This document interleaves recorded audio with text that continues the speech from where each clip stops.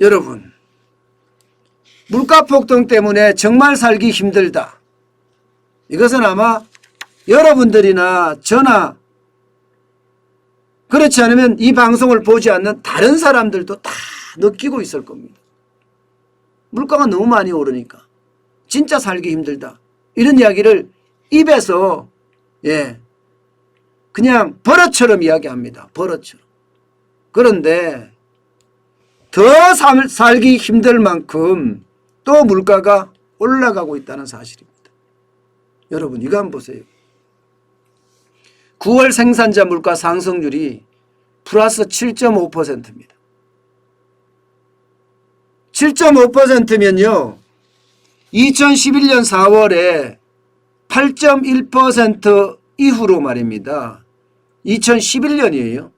10년 5개월 만에 또 최대로 급등했습니다. 최대로. 뭐 국제유가가 지금 뭐 천정부지로 올라가니까 아마 생산자 물가는 이렇게 올라갈 수밖에 없을 거예요. 국제유가가 들어와서 국제유가가 엄청 올라갔잖아요. 거기다가 원자재는 또 안 올랐습니까? 원자재는. 이렇게 되면 여러분 수입해서 오는 원자재, 광물이나 혹은 곡물이나 이것을 사용하는 기업들 어쩔 수 없이 이제는 물건값을 올려야 되는 그런 상황에 봉착할 겁니다. 특히 생산자 물가는 여러분 한 달 후에 소비자 물가에 그대로 반영됩니다. 이게 지금 9월 생산자 물가잖아요. 11년 만에 최고치, 10년 만에 최고치다 이렇게 나오니까 7.5%인가. 정부도 10월에 소비자 물가가 3%를 넘어설 거다 이렇게 이야기하잖아요. 어떻게 하든 3% 이내로 막아보겠다고 지금 정부는 발버둥을 치고 있지만 과연 가능할까? 물론 또 조작하면 가능하겠죠. 조작하면. 이게 조작하다가 대한민국 경제 다 망칠 수도 있거든요. 저는 그런 일이 절대로 벌어져서는 안 된다고 생각을 하지만 또 모를 일이죠. 중요한 것은 10월에 물가가 엄청나게 올라간다는 겁니다. 이렇게 되면 여러분 소비심리에 영향을 미치지 않을까요? 경제 회복에는 영향을 미치지 않을까요? 아마 엄청나게 영향을 미칠 겁니다.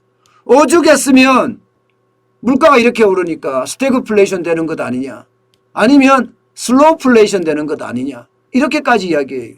스태그플레이션은 고물가 저성장이잖아요. 슬로우플레이션은 경기 둔화, 물가 폭등입니다. 경기 둔화예요.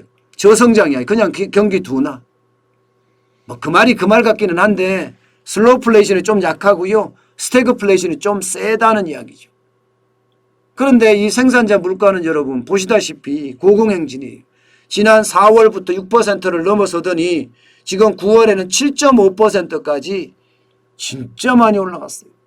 전월 대비해서도 0.2%가 올라갔지만 전년 대비하니까 7.5%인 거예요. 7.5%. 완전히 신기록 행진입니다. 신기록 행진. 100단위로 나타내 볼까요? 100단위로. 2015년을 100으로 기준을 했을 때 우리 기준 연도가 2015년입니다. 100으로 했을 때 지금 111.14입니다. 역대 최고 기록입니다. 역대 최고 기록. 지난 4월부터 시작해서 계속 역대 최고 기록을 지금 몇 개월입니까? 6개월 동안인가요? 4월, 5월, 6월, 7월, 8월, 9월 6개월 동안 최고 기록을 지금 계속 이어가고 있다는 겁니다. 이렇게 되면 여러분 진짜 살기 힘든 거죠. 정말 살기 힘들단 말이 이런 얘기예요. 게다가 말입니다. 품목별로 보면 오른 게 진짜 많아요. 배추는 내렸다고 하지만 돼지고기, 닭고기 18.3% 오르고요. 닭고기는 20.1% 올랐습니다. 고춧가루도 18.1%가 올랐고요. 경유도 66.9%, 나프타는 72.1%나 올랐습니다. 외식 물가도 올랐어요. 환식 2.9% 올랐고요. 택배 20.6%, 항공화물 31.1%예요. 도대체 정부가 뭐하고 있는지 모르겠죠. 그죠? 정부가 뭐하고 있는지. 택배가 20.6% 올랐으니 맨날 데모하고 이러니 뭐 오를 수밖에요.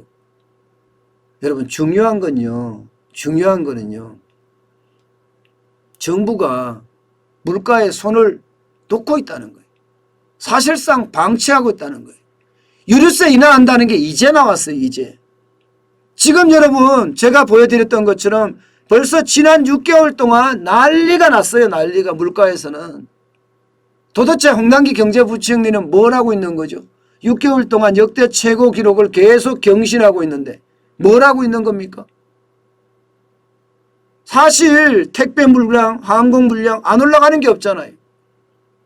관세라도 낮추던가 아니면 물가를 좀 덜 올리게 하던가 뭔가 정부의 물가 정책이 필요했던 것 아닌가 싶어요. 그냥 방치, 방임 그것만이 정부의 어떤 역할이 아니었던가 저는 그런 생각을 솔직히 지울 수가 없습니다. 지금 안 올라간 게 없잖아요. 결국 말입니다. 9월에 이 생산자 물가는 소비자 물가로 전이될 겁니다. 10월에. 그러니 10월에는 뭐 3% 넘게 올라간다는 이야기가 그 이야기. 여기도 마찬가지입니다. 소비자 물가가 4월부터 2%대였어요. 6개월 동안 소비자 물가도 폭등했단 말입니다. 이런 걸 보면 여러분 도대체 경제에 정부가 있나 이런 생각이 들지 않으세요? 부동산에만 정부가 없는 게 아니에요. 무정부 상태가 아니라 경제 전체에도 저는 정부가 없는 것 아닌가 저는 그런 생각까지 하게 된 겁니다. 답답한 현실이죠. 물가가 이렇게 오른다는 건 앞으로도 계속 살기 힘들다는 거예요. 10월만 이럴 게 아닙니다.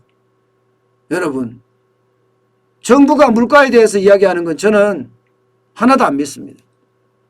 유류세 인하 11월부터 시작을 해서 내년 3월까지 해준다는 이야기가 이미 나오고 있어요. 한 15% 정도 인하해준다는 이야기예요. 해줘봤자예요. 유가는 폭등하고 있는데요. 예, 서부 텍사스산 중진류만 하더라도요. 82달러가 넘어섰고 북해산 브렌트유는 84달러, 85달러가 넘어서는 형국입니다. 이런 상태에서 여러분, 이런 상태에서 물가가 잡힐까요? 저는 결국 정부가 물가에 대한 오판 때문에 부동산처럼 물가도 저는 실패했다고 생각을 합니다. 저는 이 실패가 우리 서민에게, 우리 국민에게는 정말 살기 힘든 상황을 만들어내지 않을까 솔직히 두렵기도 합니다. 충분히 그렇게 갈 수 있다는 생각도 듭니다.